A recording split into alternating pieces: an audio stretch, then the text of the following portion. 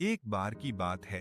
हरी भरी वादियों में बसा एक गांव था, जहां लोग खेती बाड़ी करके जीवन यापन करते थे। गांव के बाहर एक पुराना बरगद का पेड़ खड़ा था। यह कोई साधारण पेड़ नहीं था, यह था बोलने वाला पेड़। लेकिन इसका रहस्य किसी को नहीं पता था, क्योंकि यह पेड़ केवल उसी से बात करता था जिसका दिल साफ और सच्चा हो। गांव में एक गरीब लड़का रहता था, जिसका नाम था आरव। वह मेहनती और ईमानदार था, लेकिन किस्मत हमेशा उसका साथ नहीं देती थी। एक दिन बहुत परेशान होकर वह पेड़ के नीचे बैठा और बोला, हे पेड़, काश तू मेरी बातें सुन पाता।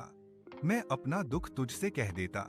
जैसे ही उसने यह कहा, अचानक पत्तों में सरसराहट हुई और पेड़ ने गहरी आवाज में कहा, मैं सुन रहा हूँ आरव। आरव चौंक गया, लेकिन फिर डर की जगह उसके मन में उत्सुकता जागी। पेड़ बोला, मैं सदियों से यहाँ खड़ा हूँ। लोग आते जाते हैं, लेकिन बहुत कम लोग सच्चे दिल से मुझसे बात करते हैं। तू उनमें से एक है। पेड़ ने बताया कि उसके पास एक जादुई शक्ति है। जो भी इंसान मेरी परीक्षा पास करेगा, मैं उसे खुशियों का तोहफा दूंगा। लेकिन अगर कोई लालच करेगा तो सब कुछ खो देगा। पेड़ ने आरव को 3 काम दिए, किसी भूखे को खाना खिलाना, किसी दुखी को हंसाना और किसी लालची को सबक सिखाना। आरव ने बिना देर किए ये तीनों काम पूरे किए। उसने अपने खाने में से एक हिस्सा एक बूढ़ी औरत को दिया, गांव के बच्चों को मजेदार कहानियां सुनाकर हंसाया और एक लालची सेठ को सच का आईना दिखाया। जब आरव वापस पेड़ के पास आया तो पेड़ मुस्कुराया और कहा, तूने साबित कर दिया कि सच्चाई और भलाई सबसे बड़ी दौलत है।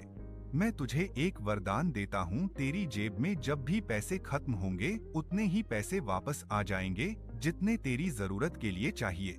आरव खुश हो गया। उसने कभी उस वरदान का गलत इस्तेमाल नहीं किया। धीरे धीरे वह गांव का सबसे मददगार और प्रिय इंसान बन गया। एक दिन गांव में एक लालची सेठ को इस बात का पता चला। उसने सोचा, अगर पेड़ बोल सकता है तो मैं उससे अनगिनत दौलत ले लूंगा।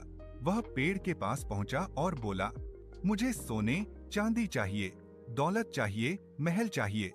पेड़ ने गहरी आवाज में कहा, तेरे दिल में केवल लालच है, इसीलिए तुझे सब मिलेगा, लेकिन उसका कोई इस्तेमाल नहीं होगा। अचानक सेठ के चारों ओर सोने चांदी का ढेर लग गया, लेकिन जैसे ही उसने उन्हें उठाना चाहा, सब रेत में बदल गया। सेठ समझ गया कि सच्चा सुख लालच से नहीं, भलाई से मिलता है।